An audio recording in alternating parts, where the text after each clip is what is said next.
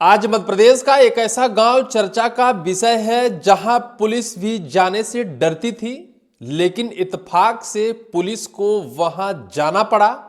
और फिर पुलिस के कैसे पसीने छूट गए, पुलिस कैसे अपनी जान बचाने के लिए घरों में घुस गई, कैसे वहां की यूनिटी थी लोगों की, पूरे गांव की, कैसे पूरे गांव के लोग एक साथ पुलिस को घेर लिया। और जब पुलिस को घेर लिया, फायरिंग शुरू कर दी, तो पुलिस भागकर जान बचाई। पुलिस के एक आरक्षक को गोली लग जाती है, उस आरक्षक को अस्पताल में भर्ती कराकर और दूसरे दिन पूरे जिले के पुलिस बल को उस गांव में भेजा जाता है, जहां वज्र वाहन सहित 100 से ज्यादा पुलिसकर्मी, 15 से 20 पुलिस की गाड़ियां उस गांव में दबिश देती हैं। लेकिन जो पुलिस वहां देखती है वो हैरान करने वाला वाकया रहता है। उस वाकये को देखकर पुलिस भी शायद यह समझ नहीं पाती है कि इस परिस्थिति में आखिर किया क्या जाए, उन आरोपियों को, उन घर के घुसपैठियों को आखिर कैसे पकड़ा जाए। जो शायद एक हत्या के आरोपी को पुलिस पकड़ने गई थी और उस हत्या के आरोपी को पूरा गांव बचाने के लिए सड़कों पर उतर गया था।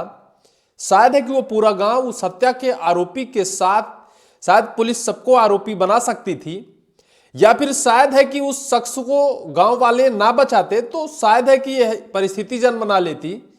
लेकिन कहा जाता है कि उससे पहले भी वहां यह चर्चा का विषय था कि इस गांव में पुलिस भी आने से डरती है। और फिर जब पुलिस की टीम वहां पहुंची तो जो वाकया हुआ, तो कोई गुर्जर फिल्म आपने देखी होगी, जहां एक गुर्जर रहा करता था, वहां पुलिस कभी नहीं जाया करती थी, और जब भी पुलिस जाती थी तो कुछ ना कुछ अपना गवा कर आती थी। ऐसा कुछ मध्य प्रदेश के आज एक गांव में हुआ, जहां बीते परसों यानी 3 दिसंबर को पुलिस दोपहर 3 बजे दबिश देती है एक हत्या के आरोपी को पकड़ने के लिए। और फिर जो पूरी कहानी घटती है, दरअसल पुलिस भी इस पूरी कहानी में चकाचौंध है कि उन आरोपियों को तलाश कहां किया जाए, क्योंकि पूरा का पूरा गांव ही खाली हो गया है। न महिलाएं हैं, न बूढ़े हैं, न बच्चे हैं, न नौजवान हैं, न पढ़ने वाले हैं, न गांव में खेती करने वाले हैं, न गांव में मजदूरी करने वाले हैं, और ना तो नौकरी करने वाले लोग हैं। पूरा का पूरा गांव वीरान हो गया है। वहां किसी भी एक घर में कोई भी शख्स नहीं है। किसी घरों में ताला बंद है तो कोई घर पूरा का पूरा खुला और खाली पड़ा है। कहीं कोई एक शख्स नहीं है। पूरा गांव छवानी में तब्दील हो गया है। पुलिस चौतरफा अपने जवानों को तैनात किया पूरे जगह, चाहे खेती वाले खेतों में हो या फिर घरों में घुसकर पुलिस ने तलाश किया, लेकिन कहीं कोई उस गांव का एक भी शख्स, जहां 400 से ज्यादा घर हैं, एक भी शख्स नहीं मिला। अब पुलिस भी इस पूरे केस को लेकर बेहद चकाचौंध है, तलाश जारी है। कुछ लोगों का कहना था कि राजस्थान के एक गांव में सभी लोग अपने रिश्तेदारों के यहां छिप गए। पुलिस ने वहां भी दबिश दी, लेकिन वहां भी कोई नहीं मिला। दरअसल आपको यह पूरी दिलचस्प कहानी बताते हैं। यह मध्य प्रदेश की कहानी है। मध्य प्रदेश पुलिस हमेशा चर्चाओं में रही है। मध्य प्रदेश का हर पुलिस का कारनामा कहीं ना कहीं चर्चाओं का विषय ही रहता है। हालांकि हम और हमारे समाज की सुरक्षा की पूरी जिम्मेदारी मध्य प्रदेश पुलिस के कंधे पर है, और निश्चित तौर पर हम और आप निर्भीक होकर चलते होंगे तो पुलिस और पुलिस के डंडे के डर की वजह से ही, क्योंकि हर जगह ऐसी परिस्थिति नहीं है, लेकिन कुछ जगह आज भी ऐसा दहशत का माहौल है कि पुलिस भी कार्रवाई करने से, पुलिस भी घुसने से बचती है, लेकिन जब घुस जाती है तो फिर ऐसा वाकया निकल कर आता है। दरअसल यह पूरी कहानी है मध्य प्रदेश के ग्वालियर और मुरैना से सटा।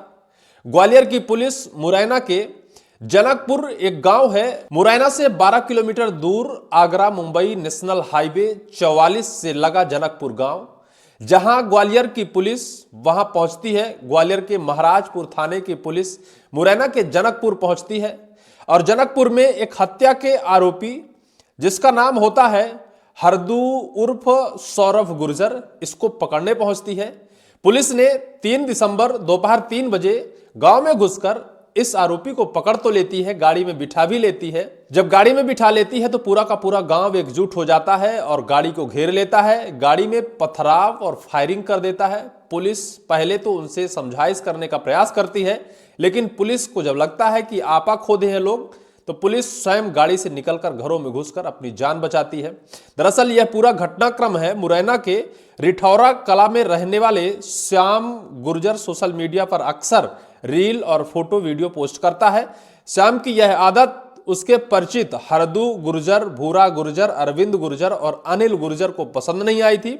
यह बात उन्हें इतनी नाबगार गुजरी कि उनकी हत्या की साजिश तक रच डाली। 2 नवंबर को श्यामू अपने दोस्त आनंद, मनीष और सत्येंद्र के साथ महाराजपुर थाना क्षेत्र के डीसी नगर स्थित होटल में खाना खाने गया था। इसकी जानकारी आरोपियों को लग गई। वो होटल पहुंच गए।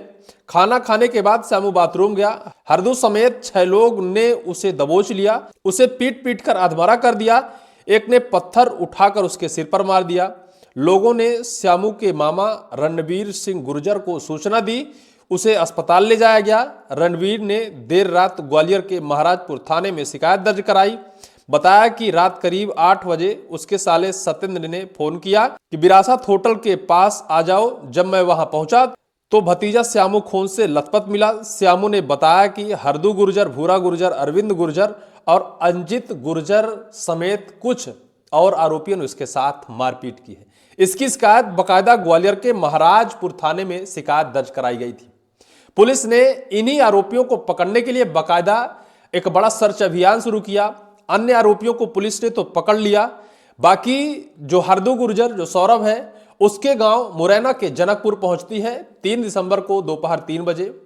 जो वाकया हुआ उसके बाद जो पूरा वहां का हास्य रहा, जो वहां के गांव वालों ने पुलिस को घेर कर बेहद वहां की स्थिति गंभीर कर दी। एक पुलिस आरक्षक को बकायदा उनकी गोली भी लगी फायरिंग के दौरान, उनको अस्पताल पहुंचाया गया। वो बेहद नाजुक स्थिति में हुए। और फिर दूसरे दिन यानी 4 दिसंबर को वहां पुलिस का बड़ा दल यानी लगभग 100 से ज्यादा पुलिसकर्मी, 15 से 20 पुलिस की गाड़ियां, वज्र वाहन सहित मुरैना के जनकपुर के उस गांव में पहुंचता है आरोपियों को पकड़ने के लिए। लेकिन जब वहां पुलिस पहुंचती है तो पुलिस देखती है कि पूरा का पूरा गांव ही खाली हो गया है। गांव में कहीं कोई एक शिनाख्त नहीं है, ना कोई बच्चा, ना कोई बूढ़ा, ना महिला, ना पुरुष, ना कोई जवान, ना नौजवान, कोई भी नहीं है। पुलिस ने बकायदा वहां के खेतों में जाकर, लहलाती फसलों के बीच जाकर उनकी तलाश की, घरों के अंदर घुसकर तलाश की, लेकिन कहीं कोई नहीं मिला। उसके बाद पुलिस ने बताया है कि 15 लोगों के खिलाफ केस दर्ज कर लिया गया है। सिविल लाइन थाना प्रभारी उदय भान सिंह ने बताया कि 15 लोगों पर हत्या के प्रयास, शासकीय कार्य में बाधा, आरोपी को छुड़ा कर ले जाने, लूट समेत अन्य धाराओं में केस दर्ज किया गया है। 70 से 80 पुलिस कर्मियों की टीम दबिश देने पहुंची थी। सभी आरोपियों के घर में ताला लगा है। महिलाओं से बच्चे तक सब गायब हैं। कुछ घर खुले तो कुछ खाली पड़े हैं। हालांकि कहा गया कि पूर्व डकैत का रिश्तेदार भी हमले में शामिल है। मध्य प्रदेश का हालात कैसे पुलिस के क्या हाथों से, पुलिस की काबू से खोता जा रहा है। मध्य प्रदेश में जिस तरह से हालात बेकाबू हो रहे हैं, कहीं ना कहीं पुलिस जाकर पिट जाती है, कहीं ना कहीं पुलिस के ऐसे हालात हो जाते हैं कि निश्चित तौर पर सवालिया निशान खड़े हो जाते हैं।